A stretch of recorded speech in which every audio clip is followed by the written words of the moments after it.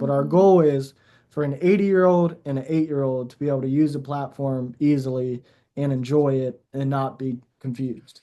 There's a new wave of very affluent people in their late 20s and their 30s, much younger people who have invested a lot into cryptocurrencies and been very successful in that field. And I mean, a lot of them in their late 20s have made several millions of dollars. And I've noticed that there's a huge interest and curiosity for collectible books from this kind of group of people because it's kind of the opposite of where they've made their wealth.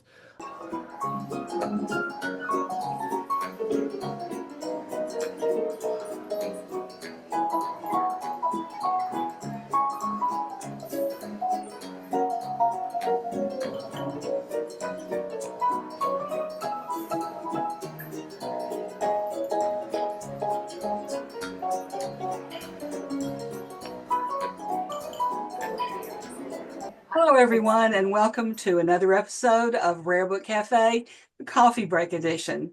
I'm Linn with the Ridge Books in Calhoun, Georgia.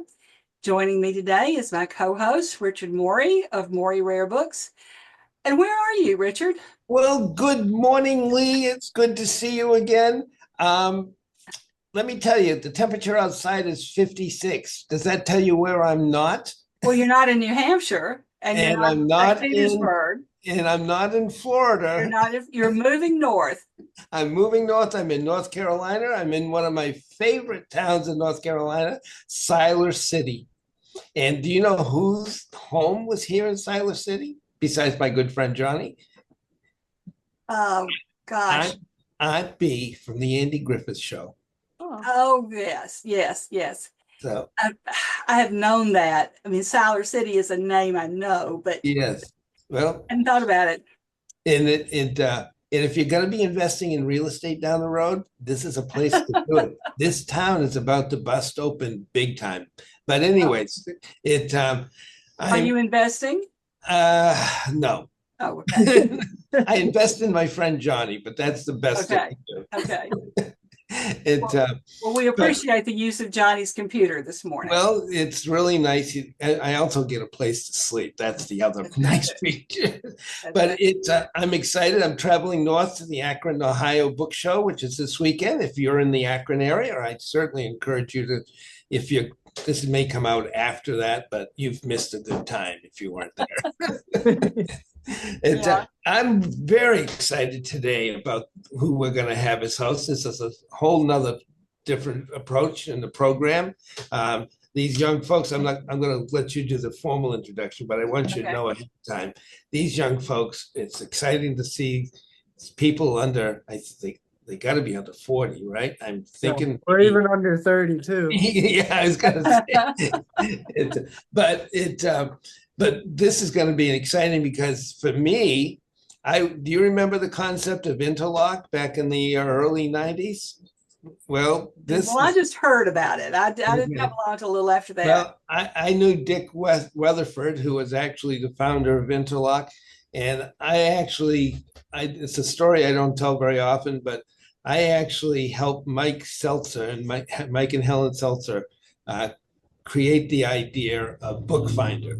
The unfortunate part for me is they went off and did it, and I only get the verbal credit of, that was a good idea, Richard. Thank you. Yeah. Well, we are delighted to have with us this morning Bill Hale and Madison Lynch of Ageless Literature. This is going to be, or is, a new site, a way to find collectible, unusual, rare books, a way to share book knowledge and book enthusiasm.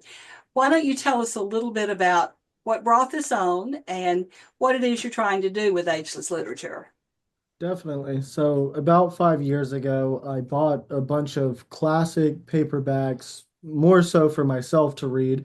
And then I started selling them on Instagram and realized there was a huge demand just for books in general. And I kind of realized a business opportunity there. And I started doing it kind of as a hobby, something fun to do for a year or two. And then after a couple years, I started doing it full time.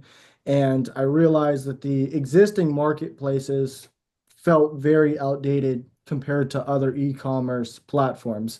So I thought, and it felt very transactional.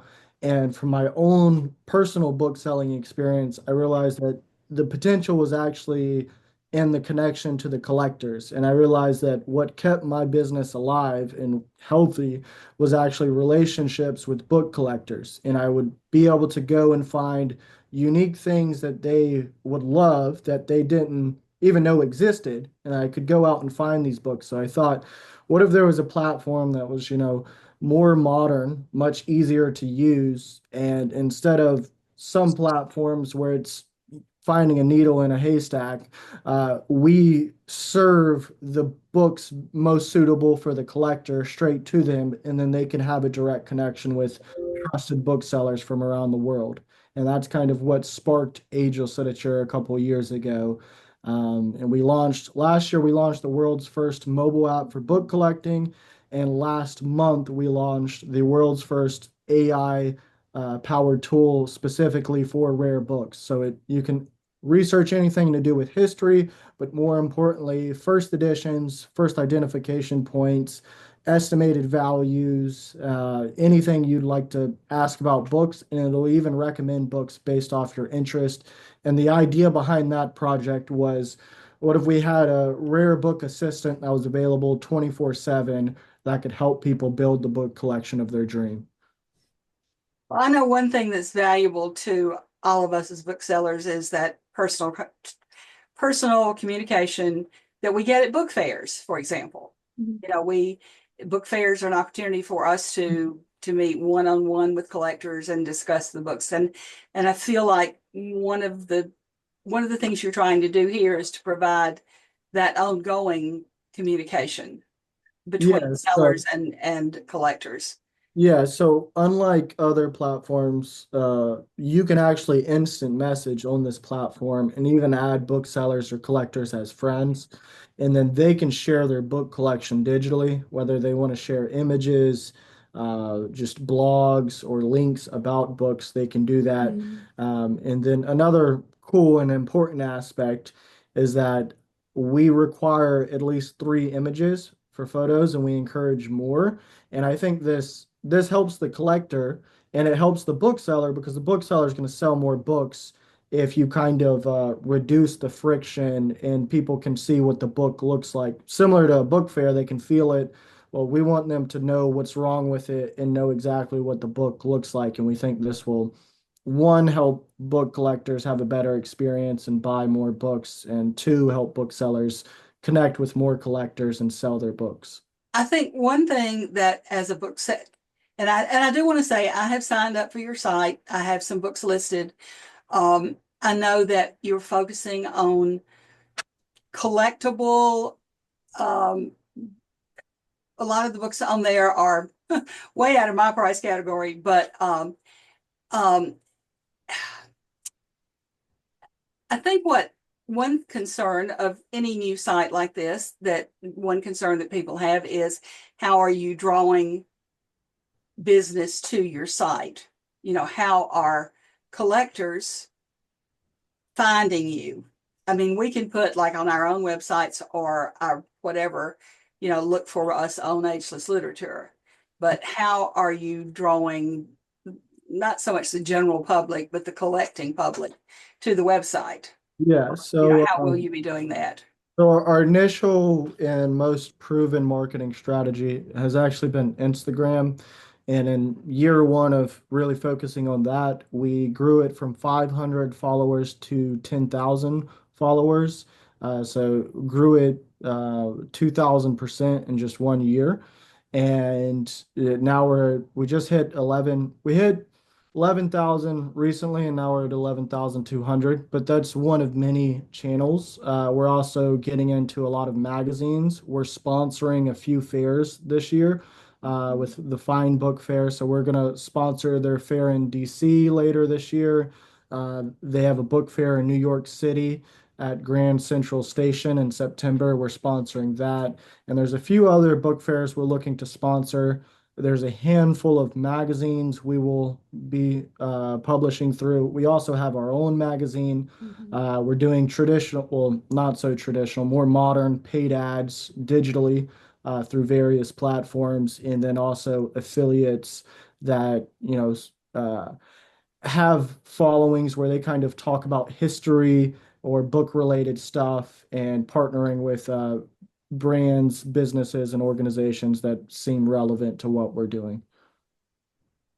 If I'm looking for, say, a first edition of Moby Dick and do a Google search or whatever, am I going to find you? Yeah, we actually show up on Google quite a bit. Our SEO is what it's referred to, is done really well. Richard had mentioned Bookfinder, and a lot of people use that because it takes you to a lot of different, maybe multiple listings for one book, but it takes you to a lot of different dealers.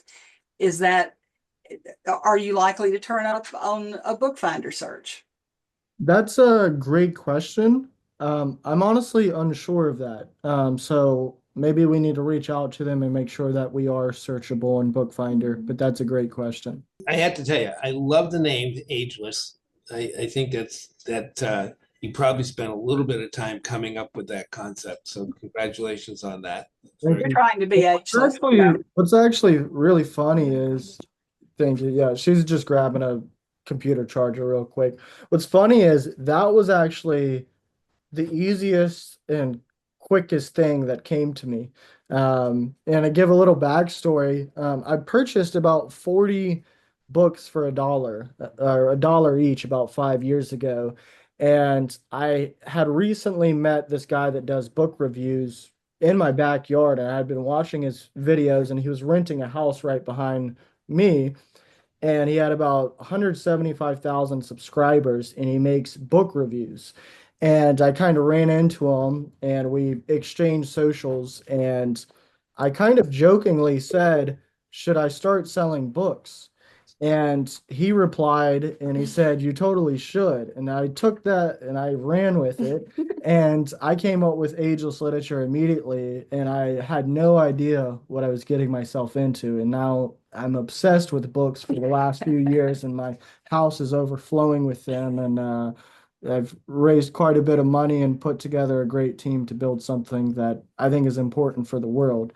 So Well, I tell put us a lot of time into the actual project. I mean, probably thousands of hours, but the name actually came to me like this, funny enough. Well, that may be a good sign, but tell us a little bit about your team, because I think that's going to be an important selling point down the road for you. Yeah, so I'm the CEO, and then I have Madison, and then we have about 10 different developers worldwide that are building very innovative things that are useful. We want to kind of focus on what is most useful for the collector and the seller. How do we make this experience not only enjoyable but exciting and innovative? And yeah, so we're kind of a small team right now, but we're looking to have good book people, and we have Sean Donnelly who's been helping with our magazine as well. I've known Sean a long time. He's very good, good guy to know. I met him through the Bibliophile Society, who has been very supportive of us since day one. Well, that actually, just so the audience knows, you're actually in Florida. Yes, correct. Whereabouts? St. Petersburg, Florida. So where they have the Florida Antiquarian Book Fair, we are. Convenient. Yeah, very convenient. That's actually, yeah. I went to the book fair. It may have been before I ever sold books, and I went there and I loved it, and I couldn't believe something like that existed. And then just a couple months ago, that was my first fair that I got to have a booth at. So I was pretty excited about that. Oh, good. Good. So to get into the little nuts and bolts. So I went on your site this morning. I signed up as a dealer, and I generally tell people I'm the guy you don't want to go do computer stuff for you, because I work at not knowing how to do a computer thing sometimes. it makes my life a lot simpler because these things, as we discovered this morning, trying to get on, we couldn't get video working. And we had to ask Alan to do some magic and get that to happen. So, these things, we all know computers are our nemesis as well as our future. But anyways, when I went on the site, there were a couple things that I was trying to do. And I think you may have answered this preliminary for me earlier. I had to be approved in order to be able to move around on the site. So that's maybe one of the things. And even just a little line someplace in that process that says you won't be able to access anything until we approve you, kind of thing. So that, because I had lack of information there, so that could be helpful. Make But- sure to include that. That's a good. Yeah, but so basically, when I looked on it, one of the things I did see this morning, somebody's listed the wand from the Goblet of Fire, Harry Yeah. wand. Yeah. Where are these things coming from? So that's a bookseller in London. His name is Oliver Bayliss, and he's actually known for finding exceptional movie props, first editions. He just listed a first printing set of Lord of the Rings for $99,000. Oh, gee, why did he say 100? I mean, really, what's the? Well, it's kind of funny, but it was probably listed in British pounds, and I don't know, but also has listed the earliest known American flag flown on D-Day, and it's battle scarred with provenance of it being shipped back and the person that flew the flag. So he's a really great bookseller from London, and he's the one that sourced that. So, and to go back to the first thing you said, the reason why we want to approve booksellers is so that, let's say, someone that they just want to start selling books today, while we encourage that and we want people to start selling books, we want to have a quality controlled platform where the people that are posting on there have some experience and are kind of vetted and have a good reputation, so that way someone isn't stealing a listing, or someone isn't just got some replica and they say they have Harry Potter's wand, but no, we have an expert in this field that went and sourced a truly authentic item to put on there. And that's kind of why we have the approval process, so we don't, and also so people don't go on there and try to hack or destroy the site. So it's kind of a quality control mechanism for the site. So I'm going to dive into I'm not the technical guy, but I'm going to try to dive down into that technical aspect. So this is going to be one of the most important questions. How are you protecting the data? Well, we have a lot of security built into the site. So I'm not, believe it or not, I'm probably more tech savvy than most of the book industry, but I've learned a lot of technical things over the last 2 years building this, but I try to find really good people who are smarter than I at developing online security and stuff of that nature, and have them implement what is best for us, because I can go and I can learn about cybersecurity, but I'd rather get someone that's has 10, 15 years of experience rather than my 2 days of deep to kind of set that up for us. Because that is going to be a critical question, especially when the issues of credit cards. Oh, well, that's all through Stripe, one of the largest payment processors in the world. Very safe. All the data is very secure. It's actually, we have our own database that's stored securely on a certain cloud. So all the information is protected. Believe it or not, for some reason, we have a lot of potential threats from like Russia and all these. We get alerts all the time, but we haven't had any problem with security, and we've had the site for close to a couple of years now. And we get alerts when there's a potential threat, but we actually have never had an issue, and we have pretty good cyber really good cybersecurity, I'd say. So in terms of the issue of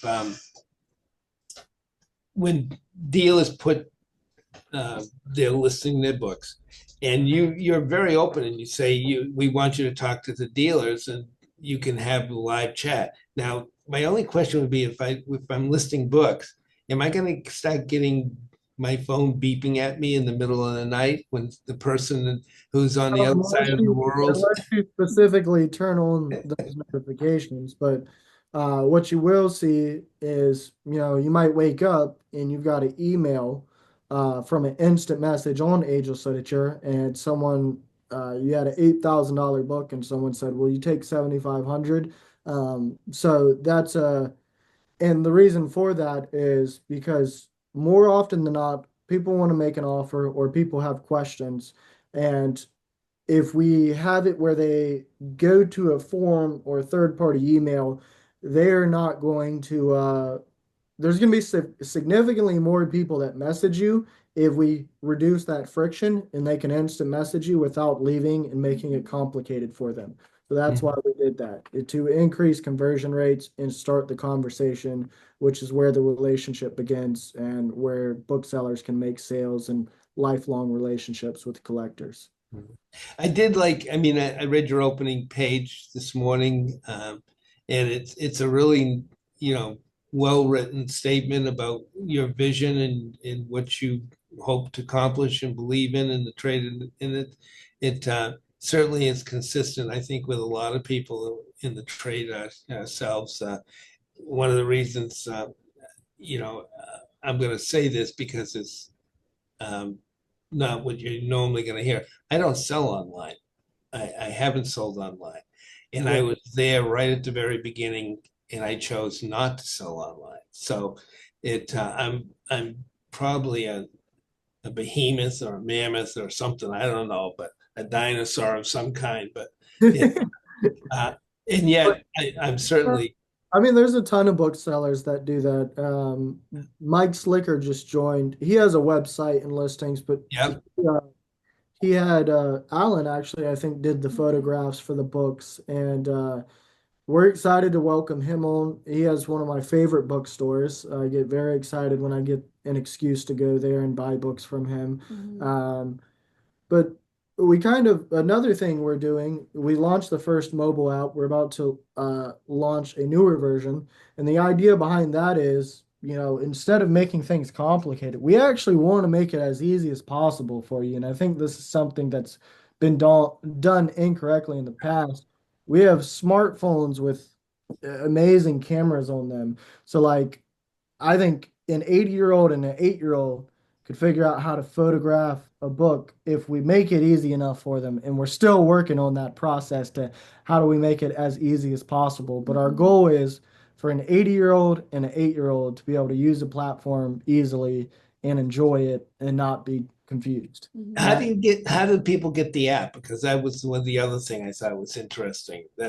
We have it on the App Store for the iPhone or Apple devices right now. However, we're pushing a newer app sometime in the next month, and it's going to be better. But right now there is an app on the App Store, and the Android app is going to come around the same time as the new update as well. Okay.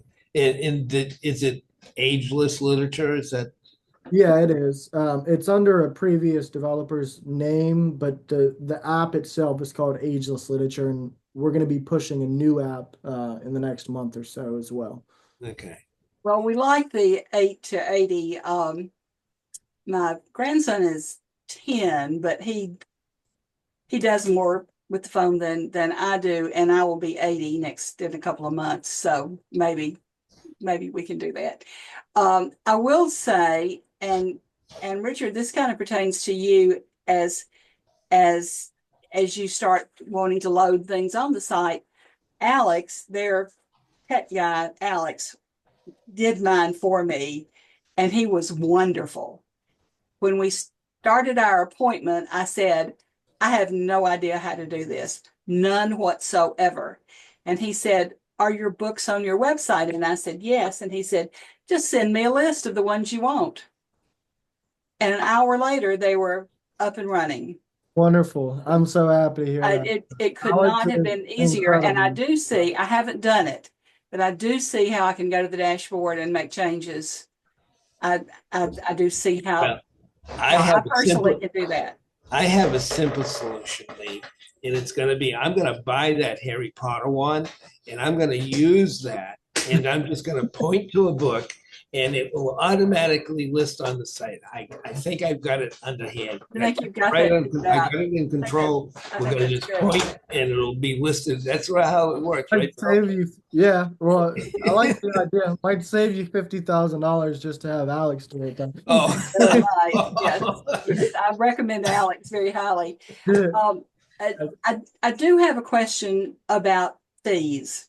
I Okay. know that at the moment you are not charging a listing fee or monthly fee or anything. Right. Is this an introductory thing, or is this going to change? So we Or will. what do you see in the future? Because of course, for booksellers, there's so many fees. You know, there are just so many. Yeah, no, I And understand. That's actually, I was looking to reduce it as much as possible while still having a business model that's sustainable so we can, not help you guys for a year or two and disappear. We want to be here for 20 years or longer. So to answer that, we're not planning to impose any bookseller fees. We are planning to launch some very valuable memberships for collectors, and booksellers can opt in to get access to additional tools that will have a monthly fee. But to be a bookseller, you will not have to pay a monthly fee. okay, So we're going to launch a few new tools in the next month or two. Um, some of that has to do with authentication certifications that we're going to launch. This is for book collectors and even a bookseller. If they wanted to get something authenticated in-house, they could go and do this. And members get discounts to this, as well as unlimited access to the AI tool.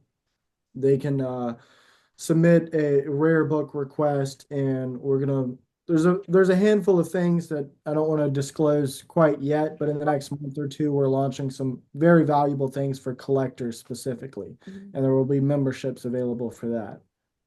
So Madison, you've been very quiet during this process. Tell us a little bit, one, about how you got involved, and why he's going to be so successful because you're behind him. Oh, wow. Yeah, I like that. Well, I got involved into rare books because of Billy. But I have always loved books. I've always loved reading just from a young age. I think I've probably been a book collector for longer than I maybe have realized. And then he got into the rare book world, and just through being with him, I've kind of been, guided into that, and I've realized like, whoa, this is like a whole new world and so much knowledge and wisdom. That's like where my love for books and book collecting comes from, is just like the wisdom and knowledge that is contained in these books, and especially old books. Because you're not going to find that object anymore, and you're not going to find that knowledge and that wisdom like on the internet. That's kind of like my catchphrase I use. I'm like, these books contain things that like need to be preserved. Um, so that's how I kind of came into things with Bill, and his ambition is crazy. Like, I have watched him work his butt off for over the past year, probably 2 years, work his butt off on this project. And I think his love and his passion for the books and for preserving them for the younger generations and bridging this gap, because it seems like the value of books, Lee knows the value of books, and a lot of the older generations who are in the trade obviously know the value and the importance of preserving these books. But the younger generations, I think there's a huge gap, and I don't think they really see the value in just a book itself, and then especially the rarer older books. So I think bridging that gap is like a huge part of this mission, and bringing more younger people into the trade, into becoming collectors, into just understanding how important it is to keep these things around and to not let them be destroyed or to not let them just be sold for $1 at a thrift store. Well, I wish I could find them at a thrift store for $1.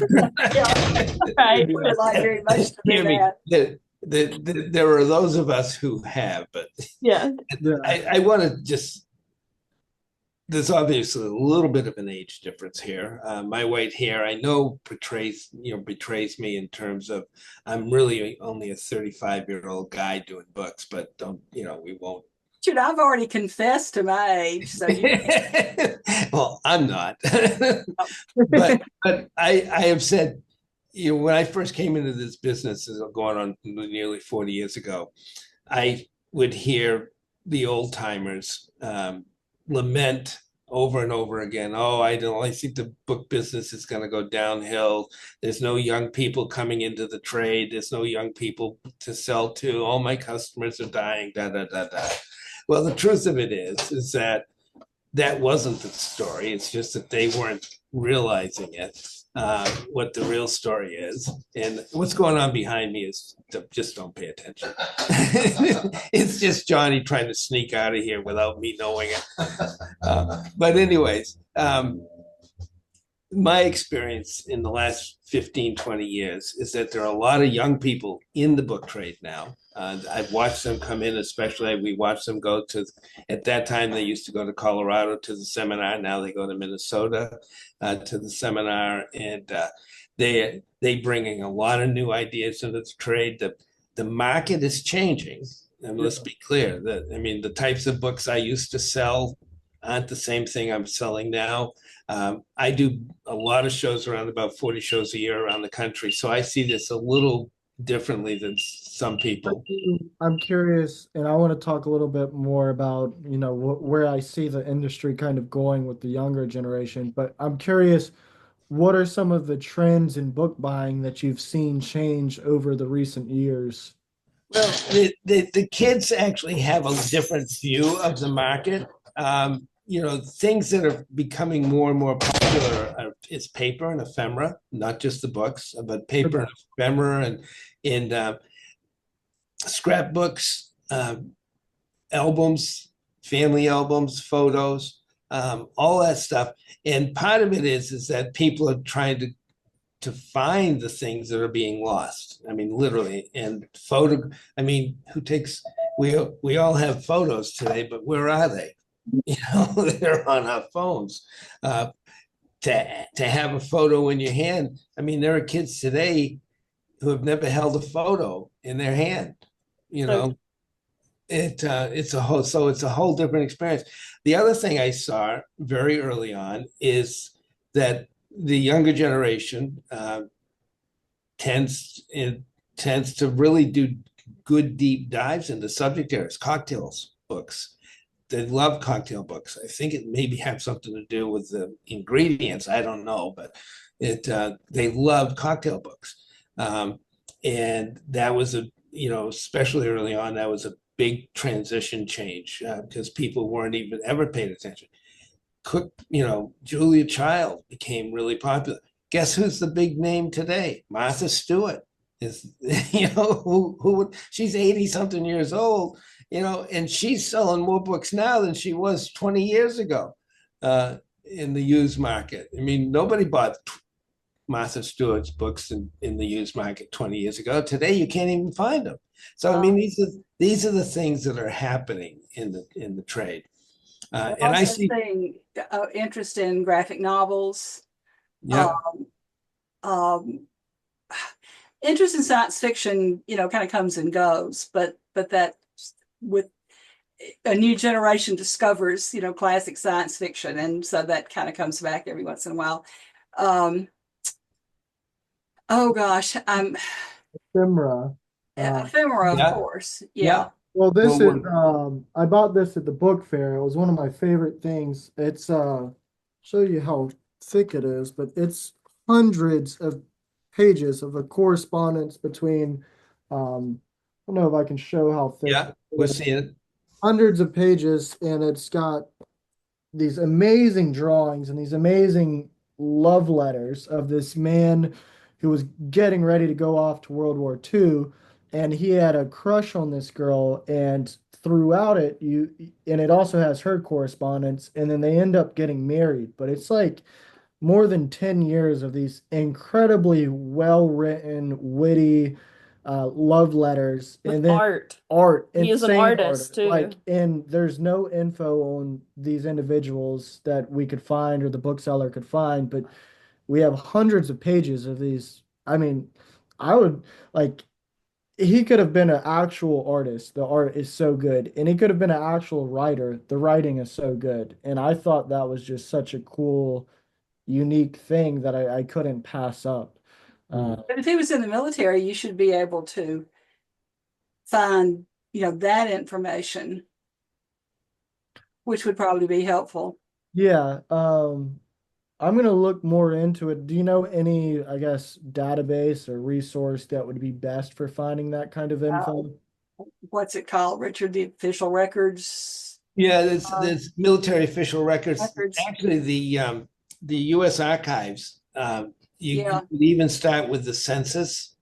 If you've got a name and if you've got especially if you know what state or city or town he was in, and you get some background information actually from the census, genealogy, genealogical Ancestry.com, history.com, and that's some from. newspapers.com. I have a poem that was written by a Civil War soldier Oh, wow. that we bought back in the mid-90s before we were selling books, and wrote found on Ancestry a contact of a family member and got a good bit of information from her Oh, as to wow. who this person was. And so I even have a Xerox of a picture of him Oh, wow. that to go with it and some things like that. So there is stuff out there on the internet But and contacts to be made. yeah. Very cool. Yeah, thanks for that. You can find a lot of people. You can find a lot of people. Well, Cool. this is That's something to dive deep into. well, you're actually starting to understand what the real interest in books is about. Is learning the provenance, the history, the story, the behind it. Because this is a little bit, what's the word I want? Common knowledge, I guess is the way to say it. Behind every book, there's a story. Yeah. Yeah. And we tend to really like books that we can find a little bit about their history. They may be signed, but they also might have just dates or to so and so from somebody else, and that you could find those people. And it takes some digging, but it is, for me, one of the most fascinating things about book collecting is knowing who else's hands have been on that book. Definitely. That's Well, I've got, You- which one were you gonna say? I was gonna share about those ones from San Francisco. You can share about yours. Oh yeah, there's a lot of awesome things we've got recently. At the book fair, I also got two incredible books. The last 30 minutes of the fair, I got two of my best finds. One was The Gospel of Wealth, first edition by Andrew Carnegie, which is incredibly hard to find, but it's actually inscribed by him to his financial advisor. Oh, wow. Well, that's a pretty interesting tie-in. Yeah. And then, first edition, Up from Slavery by Booker T. Washington, with a typed letter from Tuskegee. It says the principal at Tuskegee, Booker T. Washington.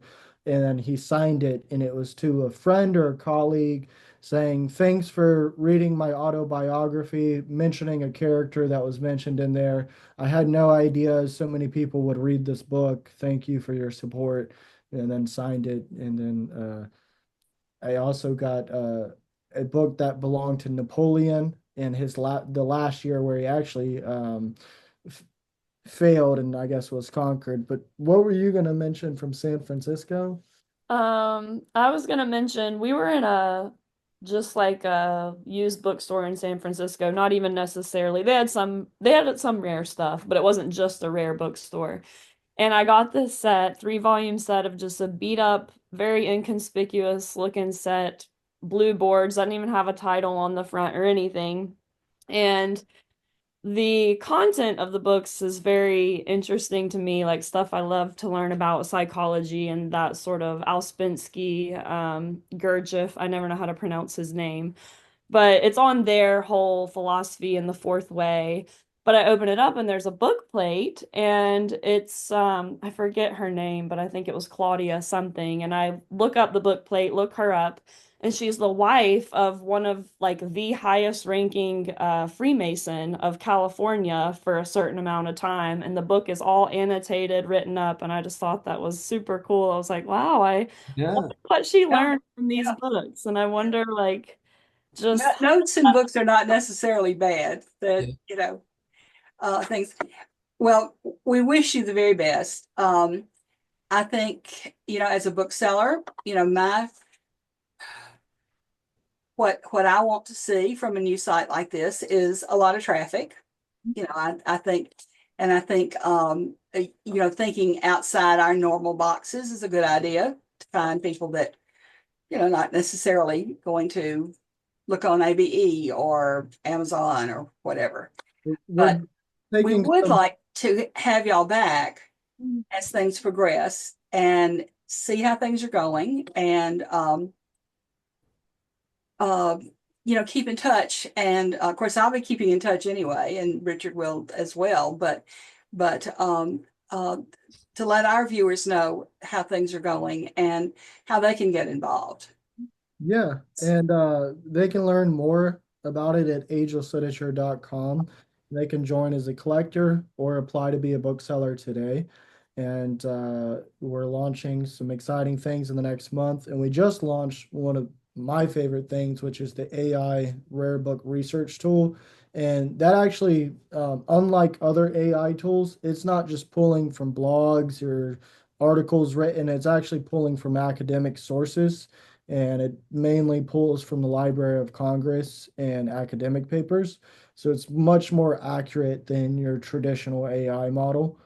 And then to hit on something you mentioned, traffic, we're exploring many different routes of advertising through marketing channels that have to do with luxury goods. And we're actually, I wanted to talk about this when we were talking about appealing to the younger generation. So there's a new wave of very affluent people in their late 20s and their 30s, much younger people who have invested a lot into cryptocurrencies and been very successful in that field.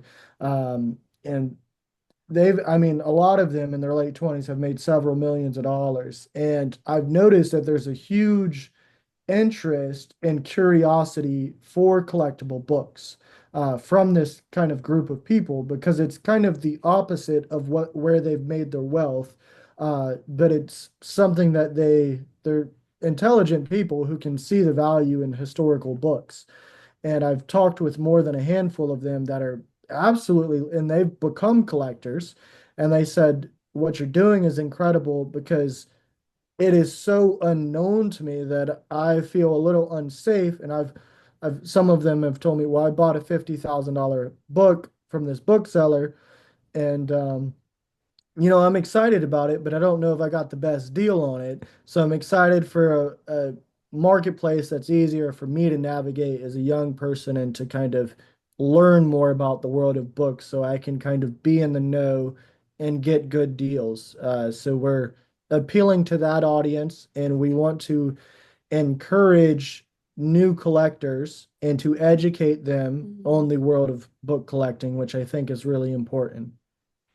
Well, that's great because that's knowledge in this world is everything. And that's truthfully what distinguishes one bookseller from another. Sometimes it's a lucky find, but you still have to have the knowledge to know what to do with it or to know what it is. And do like Madison did with the book she found in San Francisco. sometimes it's just a question of doing a little homework, a little research, digging a little deeper. And that can be very valuable sometimes. Definitely. Yeah, that was well It said. makes the difference. Well, we want to thank you. This was really educational for us. Lee, do you feel in our advanced age that we've could still learn something here? Well, I certainly do. I know how to go to agelessliterature.com. All right. Handle that.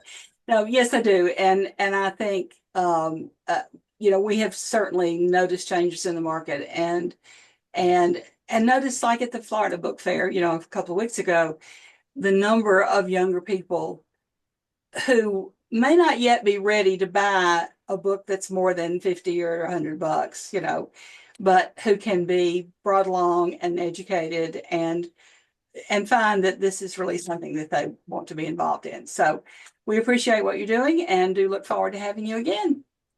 And guess what, Lee? And we just want everybody to know that they can find us on Facebook, Instagram, and I don't know, there must be a half a dozen other places Alan's got us listed. YouTube is another one. And I hope that people keep buying books and exploring the world of books. And we'll look forward to seeing everybody again next time. Bye-bye, everyone. Thanks, Thanks, guys. guys. Bye. Bye.